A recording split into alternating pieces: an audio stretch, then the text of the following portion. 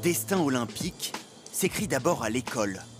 Si à l'INSEP, l'Institut national du sport, les plus grands espoirs français rêvent de bronze, d'argent ou d'or, l'heure est aussi à la rentrée des classes.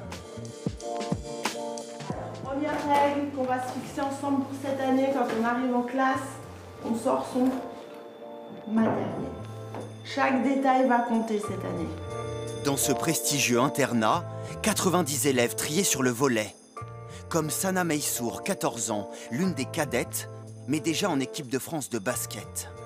Cet été, elle a quitté sa famille et ses amis pour devenir athlète de haut niveau, à Paris.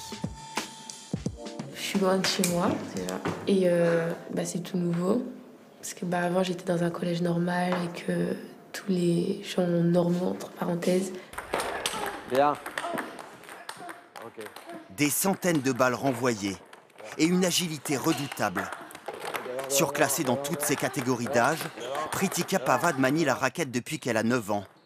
10 ans plus tard, elle est devenue l'un des plus gros espoirs de médailles. Voilà, mieux déjà.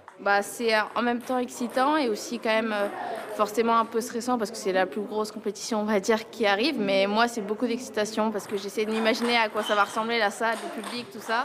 Pour beaucoup, Paris 2024 est devenu une obsession. Si bien qu'à 10 mois de la cérémonie d'ouverture, certains emplois du temps ont été adaptés. La nageuse Laëlie Salavez, 16 ans, a ainsi décidé de ralentir sa scolarité.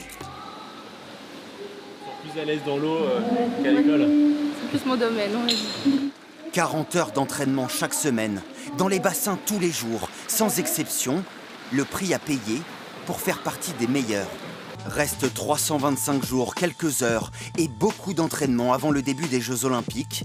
À l'INSEP, c'est toute une génération qui se rêve en champion.